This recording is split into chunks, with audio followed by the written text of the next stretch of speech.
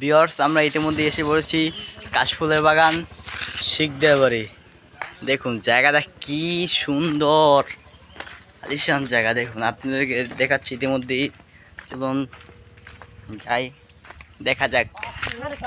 আর দোস্ত মামা দেখ, মামা মামা জুম করে দেখাচ্ছি আপনাদেরকে। দেখুন মারাত্মক জায়গাটা, চারদিকে কাশফুল আর কাশফুল। আপনারা ঘুরতে আসতে পারেন শিকদার বাড়ি কাশফুলের বাগান। সেই সেই জায়গাটা